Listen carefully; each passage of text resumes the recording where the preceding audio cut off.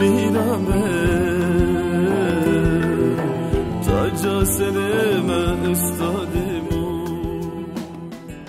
استادیم زم ازاکشان او داوادا ایدیم شان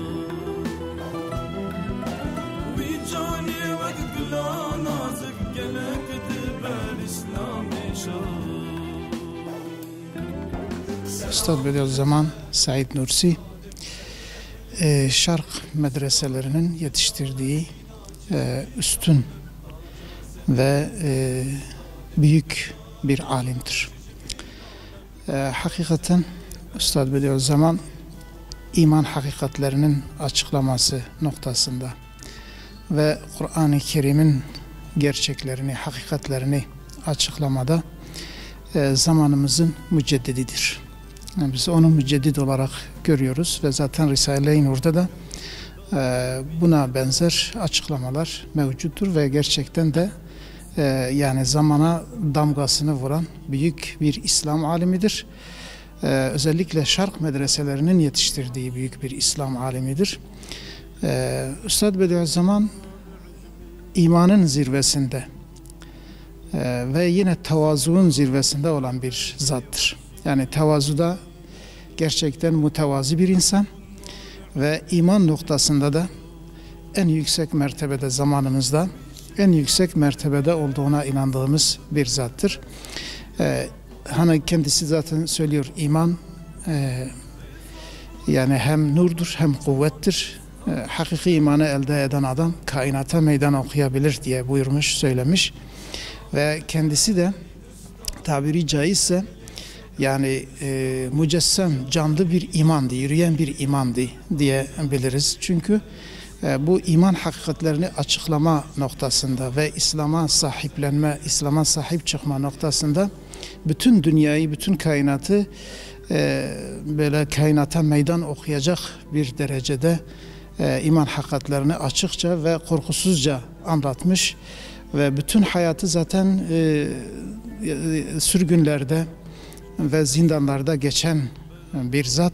Buna rağmen hiç taviz vermemiştir ve iman hakikatlerini açıklamıştır. Yani büyük bir İslam davetçisi, büyük bir İslam alimi, büyük bir iman timsaliydi diyebiliriz.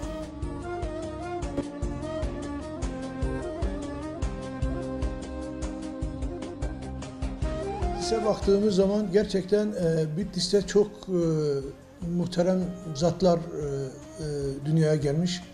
Bitlis bu konuda çok kıymetli bir yerdir. Yani alimlerin, ulemaların, medreselerin çok yoğun olduğu, çok büyük zatların dünyaya geldiği mübarek bir yerimizdir Bitlis. Gerçekten Bitlis'te Bediüzzaman Said Nursi 1878 yılında Hizan'ın Nurs köyünde dünyaya gelmiş. 1960 yılında da vefat etmiştir. Cenab-ı Hak mekanını cennet eylesin. Bitlis'e baktığımız zaman Bitlis Evliyalar Diyarı ve Bediüzzaman Said Nursi, Seyyid Sıfatullah Arvasi, İdrisi Bitlisi, ondan sonra Şemsi Bitlisi, Şirfetullah Berkanisi, Abdurrahman Taği, Muştak Baba, Seyyid Abdullah Girtikani gibi büyük zatlar Bitlis'te yetişmiştir. Bediüzzaman Hazretleri'nin hayatını incelediğimiz zaman bütün mücadelesi imani ve Kur'ani olarak ömrünü Kur'an'a, İslam'a feda etmiş büyük bir zattır. Allahu Teala bizi onların şefaatine nail eylesin. Bugünkü gençliğin Risale-i Nur'a çok büyük bir ihtiyacı vardır. Gerçekten bugün okullarımızda mutlaka Risale-i Nur'un okutulması lazım. Çünkü bakıyoruz imani konularda gelen nesil çok zayıftır. Bu imani konularda boşluğu en güzel şekilde dolduracak Risale-i Nur'dur. Bediüzzaman Hazretleri Risale'de iman diyor insanı insan eder, belki de sultan eder. İnsan insanlığını, imanını kazandıktan sonra dünyaya gelişinin gayesini, hikmetini anlar. Bu dünyanın bir misafirhane, bir bekleme salonu olduğunu o şekilde anlar, ona göre kendine çeki düzen verir. Hem insanlığını anlar, iman öyle bir şeydir, insanı insan eder, belki de sultan eder. Yani İmanı olan insan dünyaya ferman okur. İmanı kazanan bir insan, Allah'a ve ahiret gününe iman eden birisi, onun dünyası da cennet olur, ahireti de cennet olur. Yine bundan dolayı Bediüzzaman Hazretleri Risale-i Nur'da iman hem nurdur hem kuvvet, hakiki imanı elde eden bütün dünyaya meydan okuyabilir diyor. Gerçekten Bediüzzaman Hazretleri'nin hayatını incelediğimiz zaman hakiki imanı elde ettiğinden dolayı bütün dünyaya meydan okumuş ve Bediüzzaman Hazretleri'nin o yüksek zekası ve ferasetine hayran kalıp o ehli küfür bile ona teslim olmuş. Çünkü o imanı kalbine, gönlüne yerleştirmiş. O kalbine, gönlüne yerleşen iman ile de en güzel şekilde amel edip mücadele vermiş. Bediüzzaman Hazretleri'nin 82 yıllık ömrü bu imani meseleleri anlatmak üzere mücadele vermiş. İslam'ın ve Kur'an'ın en büyük mücadelesini vermiş. Bu mücadeleyi verirken de gerçekten sürgün edilmiş. Ondan sonra ömründe hiçbir rahat görmemiş. Ama mücadelesinden ve imani meseleden de zerre-i miskal kadar taviz vermeden mücadele vermiş. Bu mücadeleyi vermek üzere ruhunu Rabbine teslim etmiştir. Allahu Teala mekanlarını cennet eylesin. Makamlarını âli eylesin. Bizleri o büyük zatların şefaatine nail eylesin. Bugün gerçekten içinde bulunduğumuz toplumda, ortamda, okullara bakıyoruz, çevreye bakıyoruz. Büyük haberleri dinliyoruz. Bakıyoruz ki çok büyük problemler var, büyük sıkıntılar var. Bu bütün büyük problemlerin, sıkıntıların derdi, ilacı Kur'an'dır, imandır. Ondan sonra İslamiyettir. Eğer Kur'an'ın emri gereği iman eder, ona göre de amel edersek hiç içinde bulunduğumuz toplumda hiçbir problem olmaz. İşte Bediüzzaman Hazretleri'nin hayatını incelediğimiz zaman iman etmiş, imanını kalbine, gönlüne yerleştirmiş, ona göre amel etmiş ve Kur'an'ı meseleleri durmadan anlatmış insanlığın kurtuluşu için. Onlar durmadan bunun mücadelesini vermiş. Cenab-ı Hak onların nurlu yolundan bizleri ayırmasın. Allahu Teala yeni gelen nesle, bugünkü insanlığa da o imani meseleleri en güzel şekilde anlatmayı bizlere de nasip eylesin. Çünkü onların bıraktığı yerden bizim devam etmemiz lazım. Ey dili miskini derda, madizani kuçbi, ev sa'id can fedaj dini meraj kisi mebi.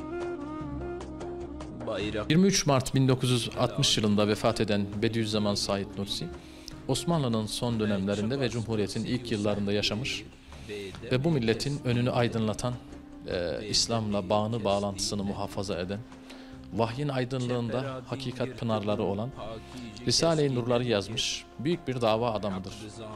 Van'da Horhor ismindeki bir medresede halka vaaz, irşad ve tebliğ ile meşgulken bir ara Van valisi Tahir Paşa'nın konağında misafir iken gözünde bir gazete ilişir. Gazetede şöyle yazmaktadır. İngiliz Sömürüler Bakanı Gladstone şöyle diyordur. Müslümanların elinden Kur'an-ı Kerim'i almadan, onların hayat kitabı, Kur'an'ı, kutsal kitaplarını almadan onların ülkesini sömürmeye, ülkelerini işgal etmeye gücümüz yetmez diyordu. Artık Bediüzzaman Said Nursi'nin harekete geçme vakti gelmişti ve hayatını vakfedeceği davası onun için Kur'an davasıydı. Ahirette yeniden haşrı ve neşri dirilmeyi, akli veriler ışığında insanların aklını ikna ede, anlata, misaller vererek ilmi ve fenni yönden Allah'ın varlığını, ahiretin lüzumunu, cennet ve cehennemin varlığını bu milletin evlatlarına anlatmıştır ve hayatını davasına vakfetmiş. Geride yüz binlerce talebe bırakmış ve hala yazmış olduğu kitapla bugün gençliğin önünü aydınlatmaya devam etmektedir. Allah rahmet eylesin, mekanı cennet olsun, yetiştirdiği talebeler ve yazdığı iman hakikatleri kendisinin amel defterini kapatmayan sadakayı cariyesi olsun. Disa üstadımın Bediüzzaman bi bihramın hat, olmuş dayka xwara behsa, evi zulmü zori işkence uledan o hapsu zindana kudberdin da kışan bu mugo o dahi kamilora. Ali Çavuş Üstad'ın Van'da ilk talebelerinden birisiydi. Benim pederdir yani. Van'da ilk talebelerinden biriydi. Bayağı da hemen hemen 17-18 sene hemen hemen hayatı Üstad'la beraber geçtiler yani. Orayı terk edip geliyor. Oraya fazla girmeyelim hani şimdi. Evet. Terk edip geliyor. Ondan sonra diyor ben bundan sonraki hayatımı bir mağarada geçireceğim gibisinden yani falan. Ondan sonra o zaman tabii peder de Rusya'dan dönmüş oluyor. Geliyorlar işte bu da Norşun Camisi vardı yani bir ara Üstad birkaç gün Norşun Camisi'nde kalıyor. Ondan sonra tekrar haber gönderiyor diyor ki Ali Çavuş'a diyor deyin atı getirsin ben bundan sonra ben köye gideceğim bundan sonra yani. Ali Çavuş da geliyor işte atla getiriyor Üstad'ı falan ondan sonra. Hatta bir 6 ay, bir 3 aya yakın köyde kalıyor ona. Böyle son bahara denk geliyor yani havaların savunması zamanlarına denk geliyor. Dağa çıkması mümkün olmuyor yani. Çoramanıs'ta kalıyor değil mi? Çoramanıs'ta. Ondan sonra orayı da atlayalım. Ondan sonra neyse o 2-3 ay sonra o tekrar yani bir Kurban Bayramı'nın akşamına denk geliyor yani. O Kurban Bayramı'nın akşamıyla onu da oraya da geçelim yani. Ondan sonra Kurban Bayramı'nın Kurban Bayramı'nın namazını, bayramını da sabahın köyde yapıyor. Ondan sonra Ali diyor ben dağa çıkıyorum. Benim de yataklarımın Nisan'ın 26'sı. Mayıs'ın 26'sı. Böyle. Diyor ben dağa gidiyorum. Benim yataklarımı gönder gelsin yani. Yaşamı yataklarımı gönder gelsin. Ondan sonra Üstad da Feder'e diyor ki diyor aman ya, Üstadım yaman hala o Erek Dağı meselesi eski kışları biliyordunuz zaten yani. Eski kışlar çok zordur ondan sonra böyle şimdiden dağa gidilmez falan yok diyor Üstad tabii bir şeye karar verdi mi kimse onu durduramaz hemen gider yani. Ondan sonra hemen dağa çıkıyor. Kurban Bayramı'nın 3 günü diyor böyle devam etti yani böyle. 3 gün ben Üstad dağa gitti. Ben de köyde kaldım. O günkü tabii Van'daki bütün müftiler, hocalar, alimler yani tabiri caizse İslami kebair takımı yani Üstad'ı ziyarete geldiler yani. Herkes Üstad'ı köyde biliyorlar yani. Ondan sonra köyde biliyorlar. Herkes köye gelince ben de soruyorlar diyorum bana Üstad dağa gitti. Ben de 3 gün köyden nöbetçi kaldım. Gelen misafirleri dağa gönderdim. Dağa gönderdim. Ondan sonra o 3 gün bayram bitti. Hemen hemen o 3 gün bayram içerisinde belki 150-200 kişi Üstad'a ziyaretçi geldiler yani. Ondan sonra neyse 3 gün sonra diyor ben de artık bayram bitti. Millet de kesildi. Ben de katıl şeyler hazırladım. Gittim Üstad'ın yanına. Orada kalsın yani.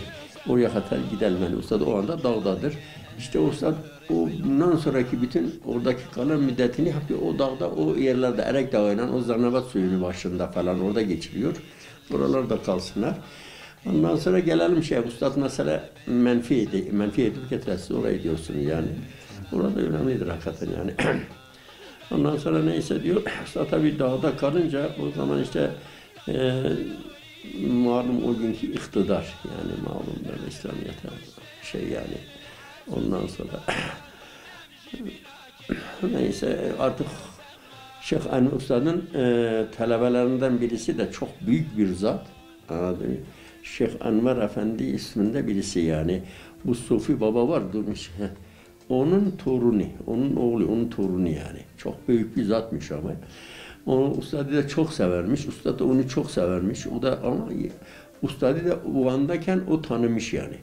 Onlar nereden tanışıyor şimdi zaten Üstad'ın onun hareketlerinden Üstad'ın tanıdığını bilecek yani. Üstad kimdir, nasıldır yani. Ondan sonra ona neyse o Üstad dağlıdır tabii.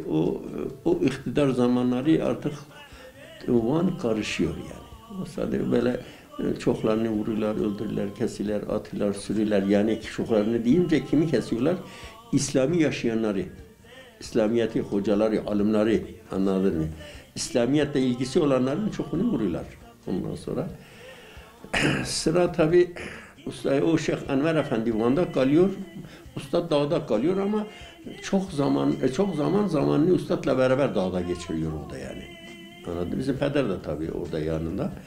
Ali Çavuş. Ondan sonra neyse diyor, Ali Çavuş diyor ben bir gün böyle işte en son anademi 23-24'lerde dedi tarih yani. Ondan sonra diyor ben gittim gece ustadın yanındaydım biraz yorgunum döndüm geldim eve baktım birisi geldi dedi valla Şeyh Anvar Efendi çağırıyor. Çıktım baktım Şeyh Anvar Efendi gelmiş kapının önüne. Buyurun dedim Şeyh'im falan gelin buyurun falan dedi. Yok dedi Ali dedi. Durum çok fenalaştı yani. Anladın mı? Van'da kimseyi bırakmadılar. Hepsini vurdular, öldürdüler, kestiler, sürdüler. Anladın mı? Sıra bugün, yarın ustaddadır. Sen ne yaparsın yap, anladın mı? Ustad seni seversen, ustadla beraber çok kalmışsın, ustad seni sever. Ondan sonra ustadı İran'a götür. Senin İran'da adamların da var, tanıdıkların da var falan. Ustadı İran'a götür, ta bakalım Cenab-ı Hak ne der elbet. Cenab-ı Hak bir gün artık köylerini kırar, ondan sonra gelirsiniz falan. Diye biz de aynısını düşünüyorduk ama ben de hiç kimse bilmesin diye tedirginiz. Hepimiz böyle içimiz yanıyor, tedirginiz yani bekliyoruz böyle bir şey olacak yani. Ondan sonra ben de dedim Şeyh'im, Adem ustada bir şey olmaz. Adem ustad dağın başındadır, siz merkezdesiniz. Siz kendinize bir çare bulun. Ustad dağın başında bir taşın dibinde bir sene yatar. Ustada bir ekmek bir sene kafi gelir. Adem'in. Ustad dağın başındadır, ona bir şey olmaz. Siz kendi çaranızda, siz merkezdesiniz, siz kendinize bir çare bulun, bir yol bulun falan diyor. Diyor ben öyle deyince Şeyh Anvar Efendi böyle elini yumruğa etti, ayakta dedi, bir ayağını böyle geriye attı, geri çekildi, bir ayağını böyle yere vurdu dedi, ben dedim yere, diye bana dedi, keçel dedi. Hani ustad o zaman bütün talebelerine genelde keçelo diyermiş yani böyle. Keçel dedi, Adem'in siz ustadı dedi, ne biliyorsunuz dedi, ne tanıyorsunuz dedi. Nasıl birisi olduğunu biliyorsunuz dedi. Ustad bir şeyh mi, meşayih mi, bir alim mi, bir veli mi, bir ulema mi, bir mürşit mi biliyorsunuz? Ustad tabi o zaman etrafındaki bütün alimleri sayıyor. Diyor 500 tane Şeyh Enver özünü kendini dahil ediyor. 500 tane Mela Resul çok büyük bir alimmiş ustadın yanında. 500 bir tane Mela Resul, 500 bir tane Şeyh Enver hepsini sayıyor böyle onlardan Mela Resulü efendime söyleyeyim. Bunu ustad kendi katibini işaretleyeceğiz yazan katibi var. Muğla Habibani o da çok büyük bir alimmiş. Hepsini sayıyor diyor. Onların o 500.000 tane onlar diyor anademi. 500.000 tane Şeyh Enver, 500 tane Mela Resul, 500 tane ustadın gezmiş olduğu ayağının altındaki toprak olamaz dedi. Siz ustadı ne biliyorsunuz, ne tanıyorsunuz dedi. Ben sana ne diyorumsa sen onu hemen yap, ustad seni ancak seni dinle, yapar git, ustadı ikna et, ustad mazaret de beyan edecek, anladın onun mazaretlerini imkan dahilinde çürüt, ustadı götür. Durum tehlikedir, tehlike kapıya gelmiş. Ondan sonra öyle deyince tabii ben Şeyh Anvar Efendi'nin elini öptüm, gittik içeride oturduk, ona bir çay mayma falan, her sene iyi bir şeyler yaptık, ben kalktım bir Adnan Ustad'ı gönderdim, Şeyh Anvar Efendi'yi Van'a gönderdim, ben Ustad'ın yanına çıktım. Üstad Bediüzzaman o zaman malum bölgenin en meşhur alimlerinden bir tanesidir. Cumhuriyet döneminden sonra ki dönemde yaşaması belki de onu daha fazla ön plana çıkarmış. Kendisi o zamanın şartlarına, o zamanın toplumuna, o zamanın ihtiyaçlarına baktığı zaman imanın çok ciddi bir tehlike altında olduğunu, Batı cereyanlarının İslam'ın akidesini çok ciddi bir tehlike ile karşı karşıya bıraktığını gördüğü zaman neredeyse bütün projelerini bir kenara bırakarak iman hakikatlerini araştırmaya, onları insanlara götürmeye, insanların anlayacağı şekilde iman hakikatlerini yazmaya, anlatmaya başlamış. O zaman belki aklında farklı bazı projeler de vardı. Nitekim İstanbul'a gitmişti. Medresetü Zehra gibi bir projesi vardı ki bugün dahi çok ciddi bir ihtiyaçtır. Ancak o İstanbul'a gidip geldikten sonra imanın nasıl bir tehlikeyle karşı karşıya olduğunu gördükten sonra kendisi zamanının neredeyse tamamını iman hakikatlerine ayırmıştır. Üstad Bediüzzaman'ı çağımızın alimlerden farklı kılan bazı özellikleri vardır malum. En belirgin olanı kendisi iman hakikatlerini işlerken, yazarken, risalelerini kaleme alırken sadece Kur'an'dan istifade etmiştir. Kendisi de bunu sık sık ifade etmiştir. Farklı kaynaklardan, farklı kitaplardan, felsefeden, diğer ilimlerden istifade etmekten ziyade sadece Kur'an üzerinde çalışmış, sadece Kur'an üzerinde araştırmalar yaparak kendi risalelerini kaleme almıştır. Onun fikirlerinin sadece Kur'an'dan beslenerek, dinimizin, akidemizin temel kaynağı olan Kur'an'dan esinlenerek hazırlanması Risale'nin en belirgin özelliklerinden bir tanesidir. Bu nedenle saf, temiz, insanların rahat bir şekilde kabul edebileceği berrak iman hakikatlerini ön plana çıkarmıştır. Kendisi çok büyük rahatlıklar içerisinde evinde minderinde oturarak bu risaleleri kaleme almamış.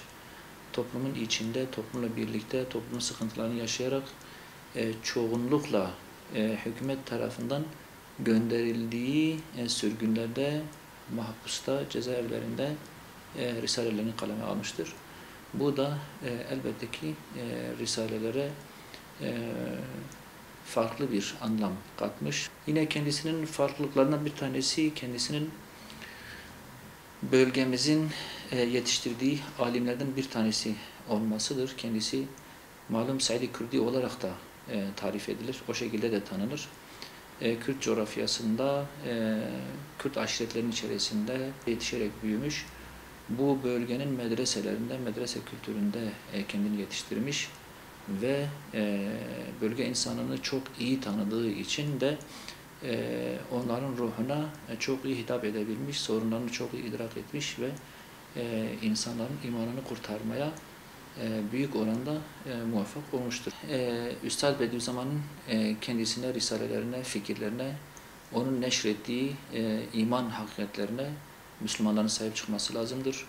O İslam ümmeti açısından çok ciddi bir değerdir, çok ciddi bir mirastır. Bugün dahi imanın çok ciddi tehditler, tehlikeler altında olduğu bir süreç içerisindeyiz. Üstad Bediüzzaman günümüze dahi çok büyük bir ihtiyaçtır.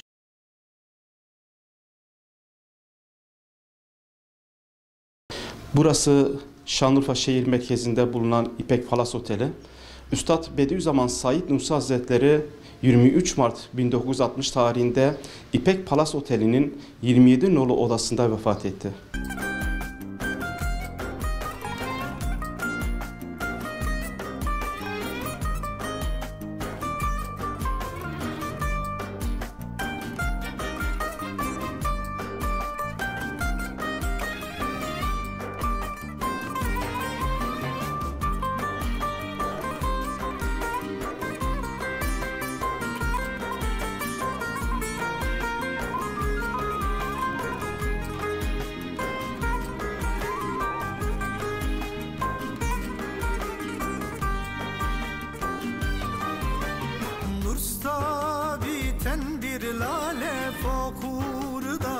Şelale çölleri şaştı bu hale, selamlar can üstada, selamlar can üstada.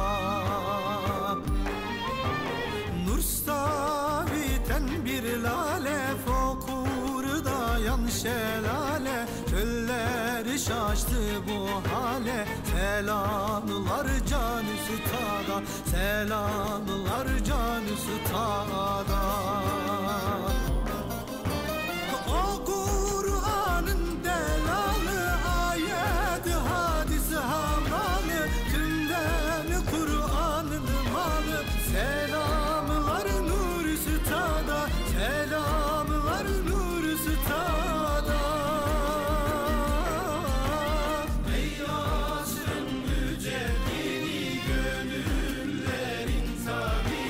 Zamanın en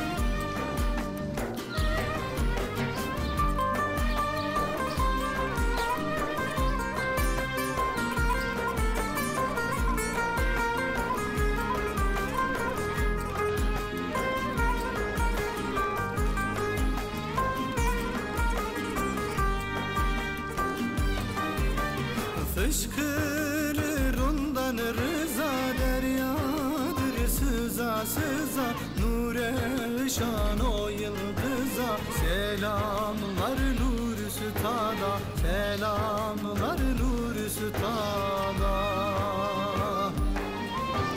Fışkırır un.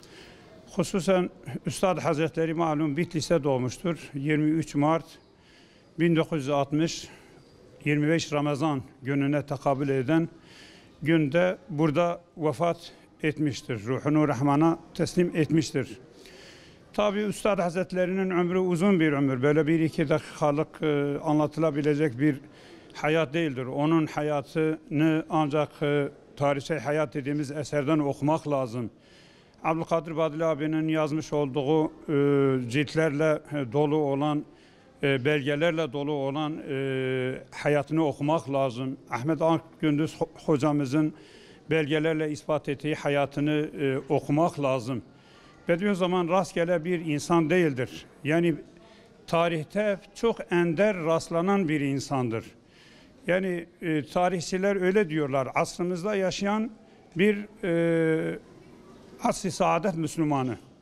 Asr-ı saadet Müslümanı olarak tariflendiriyorlar. Bediüzzaman ilmiyle, cesaretiyle, şefkatiyle, yani hangi yönden ele alsak onu bitiremeyiz. Bediüzzaman Hazretlerinin en büyük şeysi şefkatidir.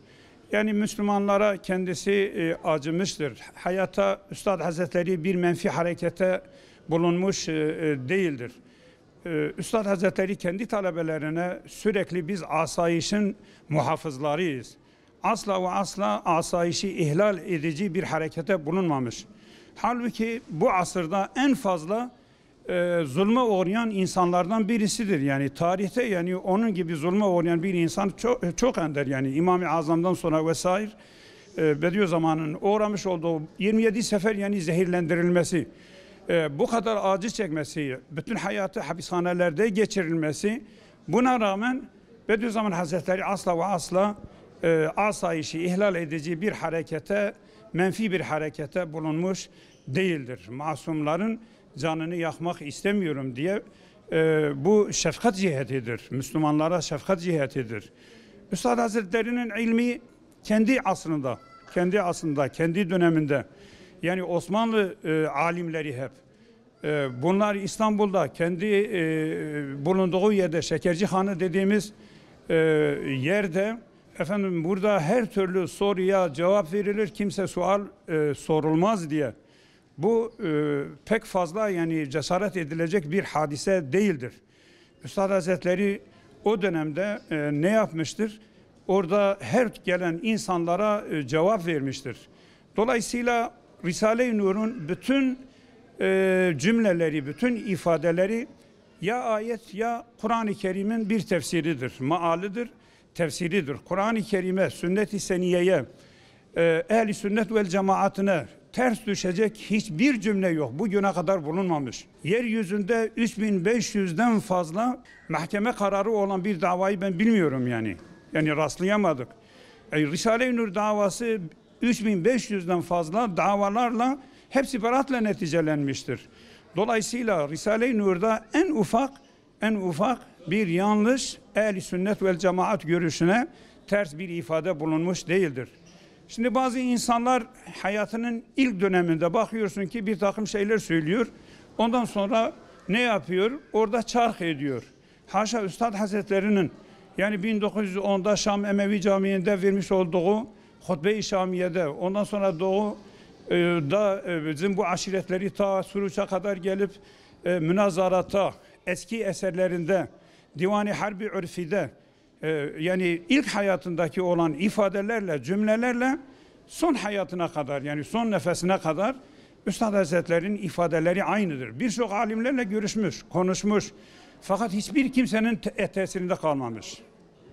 Yani bugün birçok şair var, birçok alim var, birçok ilim erbabı var. Mutlaka bir alimin tesirinde kalıyor. Bediüzzaman Hazretleri benim üstadım yalnız ve yalnız Kur'an-ı Hakim'dir diyor. Kur'an-ı Hakim'den başka Bediüzzaman Hazretleri kimseyi üstad etmemiştir. Dolayısıyla bugünkü gençlik yani Risale-i Nur'u okuması lazım. Gençliğimiz bugün gençlik rehberini okuması lazım. meyve risalesini okuması lazımdır. Gençlerimize bugün tabiat risalesini okutmamız lazım. Yazık değil mi? Gençlerimiz bak ateist oluyor. Ateist olan bir insan ne hayır gelecek kendisinden? Ne vatanına, ne milletine, ne anasına, ne babasına kimseye bir faydası olmuyor. Bunun içindir ki Bediüzzaman Hazretleri tabiat risalesini yazmıştır. Uhuvvet risalesini yazmıştır. Yani hakikaten bugün Müslümanlar arasında birlik, beraberlik bu en büyük meseledir. En büyük mesele Müslümanların bir araya gelmesidir. Bugün biz de Avrupalılar gibi eğer bir arada olmuş olsaydık, yani Avrupalıların haddi midir bize karşı gelebilirler miydi? Bediüzzaman Hazretleri Uhuvvet Risalesini yazmakla Müslümanların birlik, beraberlik, dolayısıyla İttihad-ı İslam'ı sağlamamız lazım. Yani şahsi meselelerden, bunlardan kaçınmamız lazım. Fedakarlık göstermemiz lazım. Her insan benim mesleğim haktır, doğrudur, şeklinde düşünebilir. Fakat hak yalnız benimdir demeye hiç kimsenin hakkı yoktur.